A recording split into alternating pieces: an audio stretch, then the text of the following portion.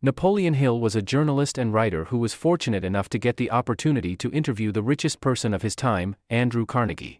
The interview started off smoothly, but it took an unexpected turn when Carnegie made a life-changing proposition to Napoleon. Carnegie said, "I've observed that many people fail in life because they try to achieve success all on their own. The truth is, the principles of success are universal, meaning they apply to everyone. People often waste precious time trying to learn everything by themselves, rather than learning from others. That's why I want you to develop a philosophy and write a book that encapsulates the wisdom and knowledge of some of the most successful people in the world. This will help others on their journey to success. I'll provide you with the opportunity to interview some of the richest people globally, but I'll only cover your travel expenses. So, my friend, do you accept this offer?" After just a few moments of contemplation, Napoleon accepted this life-altering proposal. He dedicated the next 20 years to researching and interviewing the top 500 wealthiest and most successful people in the world. The result? An incredible book that I'm about to share a brief summary of with you today. Number 1, Burning Desire, the starting point of all achievement. But how can it influence our lives? Hill believed that a burning desire was the cornerstone to achieving wealth. It's not just about wanting money or success. It's about wanting it so much that it becomes an obsession. It's about having a passion so great that it becomes a part of your very being, a part of who you are. Let's look at the examples.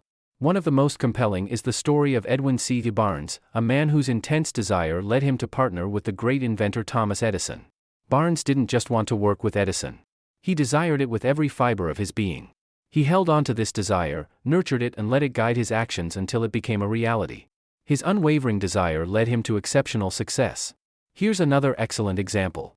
In 1519, Harn Contest decided to conquer a foreign land every day by crossing a watercourse. He was determined to make that place his own, no matter what the circumstances.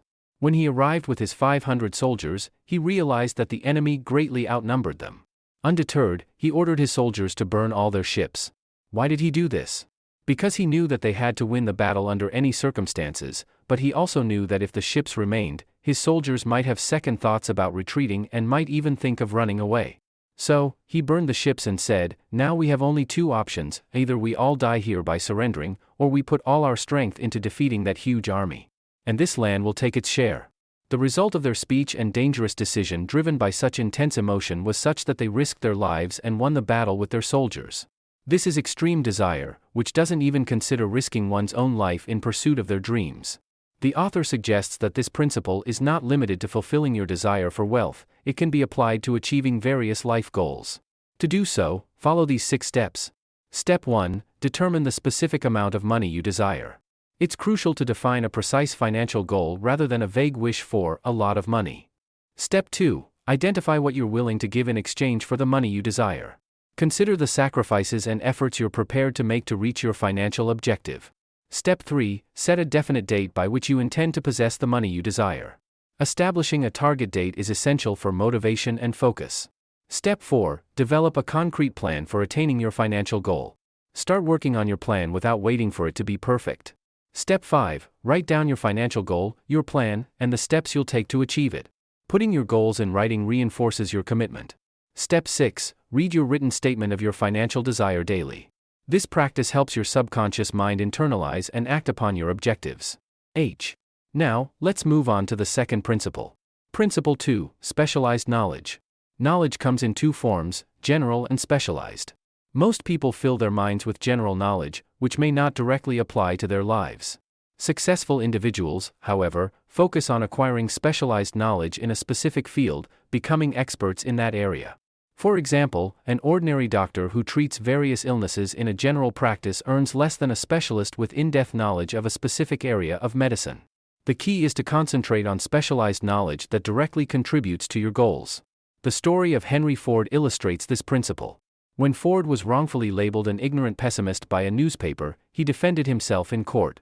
The opposing lawyer bombarded Ford with random, irrelevant questions to discredit him. Ford, however, questioned the value of such information and pointed out that he could access any necessary knowledge when needed. He emphasized the significance of specialized knowledge over general knowledge. People often fill their minds with useless information that has no practical application, a result of the education system's emphasis on general knowledge. Instead, the author recommends focusing on acquiring specialized knowledge relevant to your goals. Principle 3, imagination. Man can create anything which he can imagine. Over the past century and a half, people have realized seemingly impossible dreams through the power of imagination. Ideas that were once considered absurd are now everyday realities. Imagination comes in two forms, synthetic and creative. Synthetic imagination involves modifying or combining existing ideas observed from others or experiences. It is a common type of imagination. On the other hand, creative imagination involves generating entirely new ideas that no one has thought of before. Both forms of imagination are essential for generating innovative ideas to achieve your goals. Principle 4 is about faith and persistence. The burning desire and persistence, when combined, create a magical formula that can make anyone successful.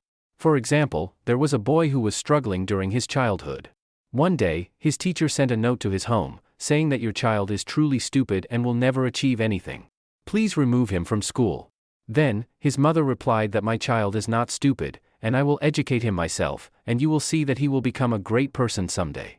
After all these things, the child developed a strong desire to become great.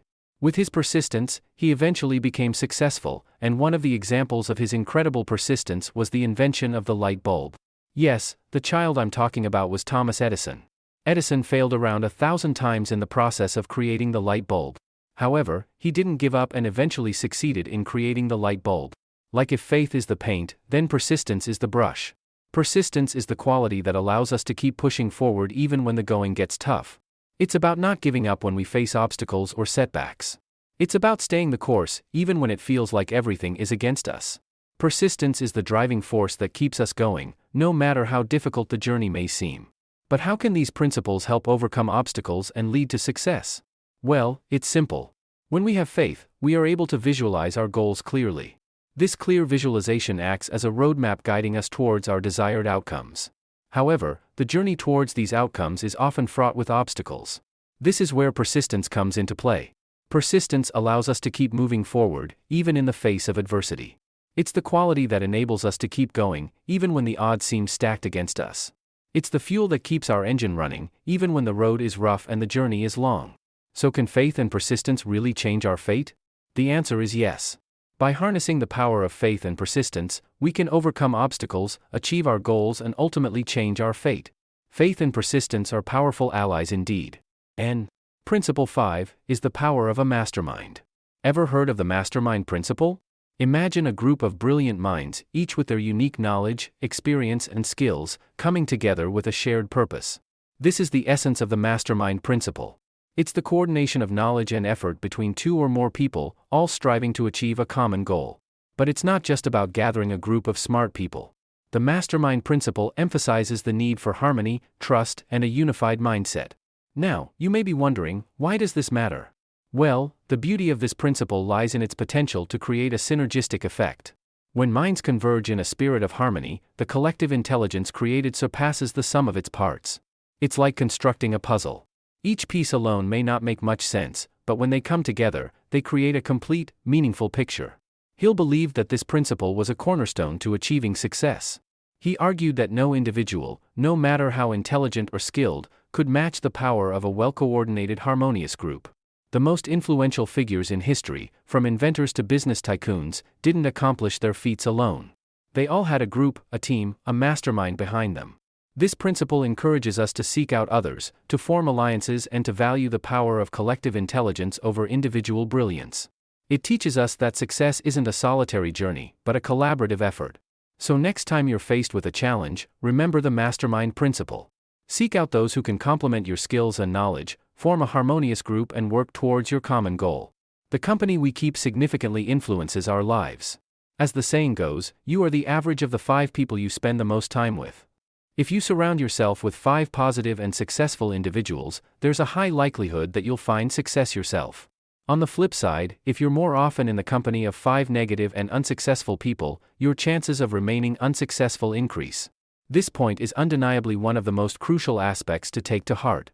It's frequently the case that unsuccessful individuals are enveloped by negative influences. They face constant discouragement, and negativity permeates their lives, even when they've acquired valuable knowledge. Despite their efforts, progress remains elusive. In contrast, successful people typically choose to spend their time with positive and supportive individuals who propel them forward. As social beings, humans are significantly shaped by their surroundings and the people they interact with. For instance, consider someone whose circle of friends all smoke cigarettes.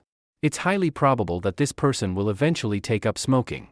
Therefore, it's advisable to associate with positive, successful individuals who share a similar mindset as much as possible. But what's the final piece of the puzzle? What if I told you that your subconscious mind holds the key to your success? Principle 6 is the power of subconscious mind.